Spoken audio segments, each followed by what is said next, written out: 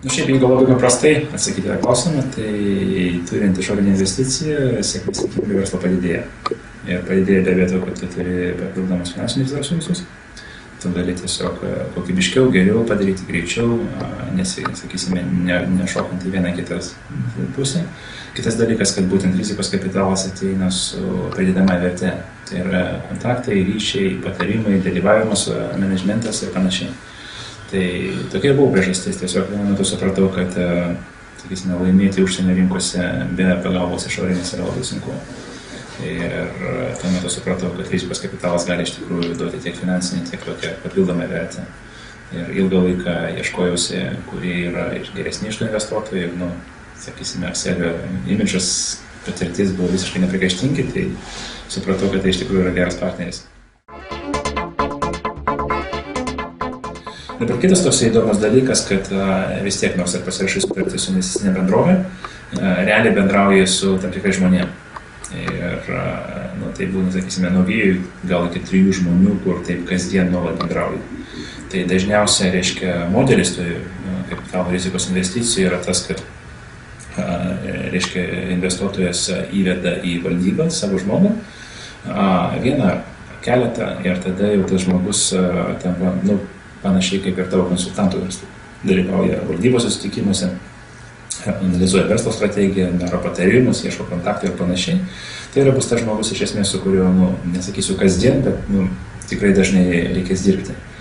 Ir kaip taisyklė, reiškia, tas žmogus, kuris su tavim toliau dirbs, jisai, sakysime, dar investicinėme etape dažniausiai su tavim sutinka, analizuoja, žiūri, stebi ir dažniausiai jisai sprendžia, reiškia, ar pasirašys kompanija investicinę sutartį su būtent tavo įmonė. Dabar mano patirtis yra ta, kad asmenybė to žmogaus, kurio bendrauja, yra iš esmės daug svarbesnė negu aplamai imidžas, profilis visos rizikų kapitalo bendrovės. Nes tai gali būti arba labai patyręs žmogus, arba atvirkščiai labai nepatyręs. Tai gali būti žmogus, kuris labai gaudasi tavo srityje, gali būti, kuris visai nesigauda. Ir panašiai. Taigi toksai patarimas, kurį iš tikrųjų turėčiau, tai yra žiūrėti į konkretų žmogų, dažniausiai tai bus partneris tos bendrovės. Su to žmogum jums reikės dirbti ilgą laiką ir ant to, kiek jisai supranta aplamai verslą, savo sritį, asmeniškai turi kontaktų ar neturi, priklausys labai daug jūsų, sakysime, sėkmės ar nesėkmės dirbant su šiuo investuotoju. Tai antrasis mano patarimas yra ne tik žiūrėti aplamai į kompaniją, bet ir tiesiog įvertinti būtent tą žmogų, su kuriuo jums teks dirbti ir tiesiog įsitikinti, kad jisai turi pakankamai kvalifikacijos, patirties, pagalbos, kontaktų ir panašiai.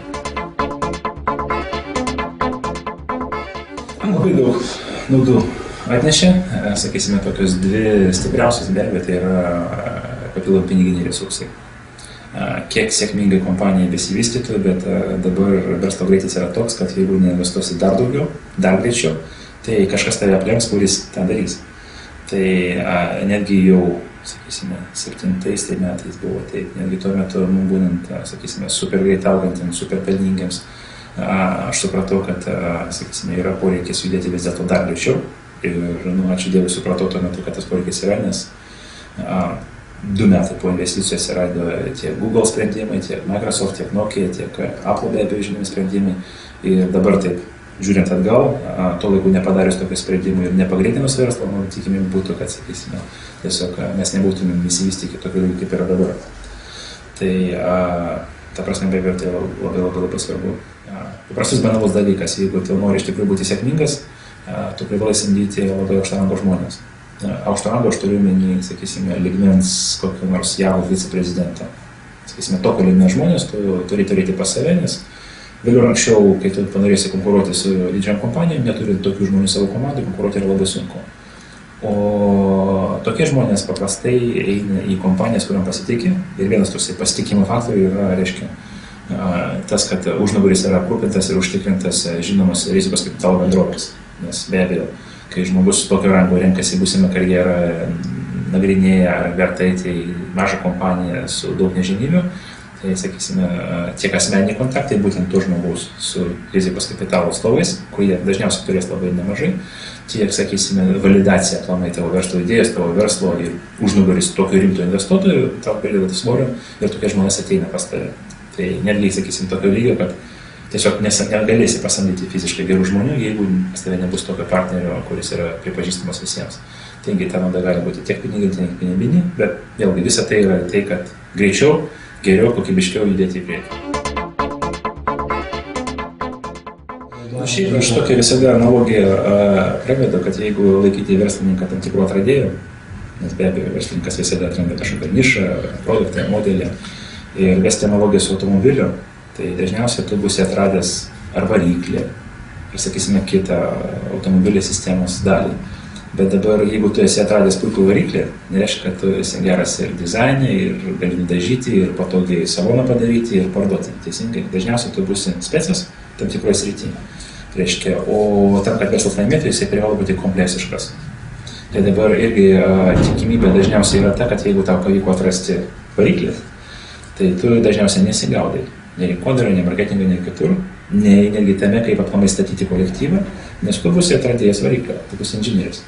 Taigi tokia stipri, sakysime, vėlgi pusė, kur rizikos kapitalas atranda, tai yra verslų konvejeris. Lygiai kaip, sakysime, Fordo konvejeris ar dar kažko. Tai jie žino, kaip prie gero variklio, jeigu jisai yra prilipdyti stiklą, nudažyti, pastatyti rinkodarą, marketingą ir panašiai, tai jų kasdienis darbas. Jie iš tikrųjų paima atskiras idėjas, aplipdo, sakysime, ko trūksta, bet jau padeda aplipdyti, duoda resursus, duoda know-how, papasako iš tikrųjų, kaip tai padaryti, aktyviai tą įsideda. Ir galiausiai tai stipriai padina tavo tikimybę laimėti, nes vėlgi, jeigu tu atradęs variklį, bet tavo nevykęs, sakysime, dizainas automobilio, tai tu niekad rinko neužstirsis, teisingai. Taigi tai yra kasdienis darbas. Iš tikrųjų, iš vieno atskiro verslo elemento užbaigti visumą, panaudoti tam visą patirtį, nes iš tikrųjų kiekvienas rizikos kapitalo fondas bus išauginęs ne vieną 100 kompaniją. Iš tikrųjų atvesti geriausius pavyzdžius, pavyzdžiui, per rizikos kapitalą pas tave ateina žinios, kaip kas funkcionuoja Yahoo, ar Google, ar Facebook ir panašiai, nes jie buvo matę tas kompanijas, buvo statę tokias kompanijas.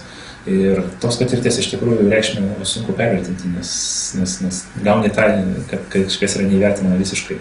Iki jų įėjimo tai buvo 100% lietuviško kapitalo kompanija. Reiškia, aplamai mūsų, sakysime, istorijoje mes turėjome 3 investicinius raundus. Pirmam, antram raunde atėjo išorinis partnerius, tiek pirmam, tiek antram, tik tai jie ir buvo. Ir trečiam raunde mums prisidėjo Tiger Global, tai yra hedge fundas iš New Yorko, pakankamai irgi stambus, didelis, pakankamai žinomas. Tai šiuo metu tai yra mišri kapitalo struktūra. Tai yra lietuviškas kapitalas, tai yra Upsell, tai yra pagrindiniai akcininkai. Dabar pagal amerikietišką principą nedidelė nuosavybės kompanijos, reiškia, akcijų skaičių mes paskirstę tarp visų darbuotojų. Vėlgi, amerikoniškas principas numato, kad kiekvienas darbuotojas nepriklausomai nuo pareigų turi tam tikrą akcijų skaičių, nes tai labai stipriai motyvuoja darbuotoją iš tikrųjų prisidėti maksimaliai prie kompanijos augimo. Taigi nedidelė mūsų akcijų kompanijos akcijų dalis priklauso tiesiog padalinta tarp darbuotojų.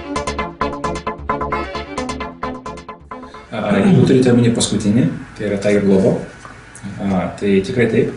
Ir matote irgi, kai aš jau minėjau, kad kiekviename etape kompanijoje reikalingi skirtingi investuotojai. Jeigu pirmame etape mums svarbiau buvo, sakysime, toksai aktyvus investavimas, tai reiškia, kad mums reikėjo tiek pinigų, tiek pagalbos, kontaktais, dalyvavimo, reiškia, valdybos narių ir panašiai. Tai reiškia, kai jau kompanija po truputėlį bręsta, kaip jau susiformuoja valdymo komanda, kai jau turi profesionalus viceprezidentus, kurie savo sritis labai puikiai išsimano, tai iš esmės tada atvirkščiai, tada pasidaro kompanija jautresnė, sakysime, pinigų kaštams, negu aktyviam dalyvavime. Ir tai buvo, sakysime, puikus visiškai idealinis variantas, nes Tiger yra būtent to tipo kompanija, kad jie investuoja daug. Tuomet bendrasis fondas siekia apie 8 milijardus, reiškia, vidutinė investicija yra apie 200 milijonų. Kiekviena atskira kompanija, taigi, sakysime, tai yra toks stambus investuotojas, kuris iš tikrųjų gali tau pasiūlyti gerą užnugarį, jau kai yra žaidimas didesnis, stambesnis. O iš kitos pusės jų konkrečiai jų modelis yra toksai pasyvesnis dalyvavimas. Tai prasme, jie, pavyzdžiui, juos tavo nėra mūsų valdybai ir jie taip pakankamai pasyviai, sakysime, dalyvauja mūsų versle, bet vėlgi, šiame etape, kaip tik šito mums reikia tokio pasyvaus investuotojo. Taigi, jie puikiai atitiko visus kriterijus, noriu tikėti, kad irgi mes pateisiname lūkesčius. Taigi, manyčiau, kad tai yra labai iš tikrųjų gera partnerystė. Be abejo, ir tikriausiai daug greičiau, negu iš tikrųjų mes tą priėmėme.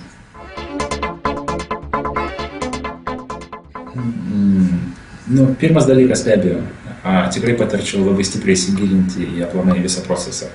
Ačiū Dievui, informacijos tam pačiam Google yra begalė, tai įsigilinus galime labai stipriai pakeisti savo supratimą aplamai, kas yra verslo finansavimas. Vėlgi darysiu prielaidą, kad labai nemažai verslininkų Lietuvoje aplamai netgi nežinau, kas yra rizikos kapitalas. Sakysime, kiek man teko bendrauti su pradedantiaisiais verslininkais, tai toksai dominuojantis požiūris, kad banko kreditas yra vos ne vienintelis instrumentas. Taigi, iš tikrųjų, nuoširdžiai patarčiau labai stipriai pasidomėti. Antras dalykas, irgi truputėlį apsispręsti aplamai, koks yra konkrečiai jūsų verslo tikslas.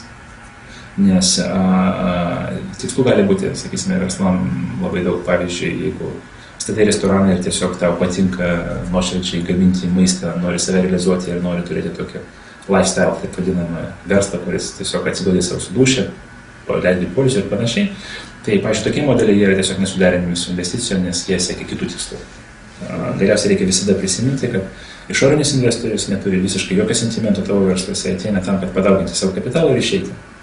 Ir dažniausiai tas procesas užima, sakysime, nuo 3 iki 5-10 metų. Taigi, tik tai tuo atveju, jeigu tu gali pažadėti ir pats to nori, kad tavo verslas yra orientuotas į tai, kad maksimaliai didinti vertę, maksimaliai greitai, tik tai tada tau iš principo pakeliu su išorinis investitorius. Taigi vėlgi, pačiam suspręsti iš ko tu tikiesi, ko tu nori iš savo verslo. Ar išauginti tokį namą, kuriame gyvensi, ar išauginti namą pardavimui ir tada norėsi statyti kvartalą ir dar panašiai. Tada, sakysime, jau tą apsisprendus pačiam, tada iš tikrųjų daug lengviau tiek, sakysime, surasti tos investorius. Nes jūs jau šnekate vieną kalbą, bet jau jie supranta iš tavo žodžių, reiškia, ką tu orientuoji savo verslą ir kokią naudą tu galėsi jiem atnešti. Jo tiek be abejo jums, nes, be abejo, nežinant, kas tai yra labai sunku kryptingai tą daryti. Tai, sakysime, čia pati pradžia būtų.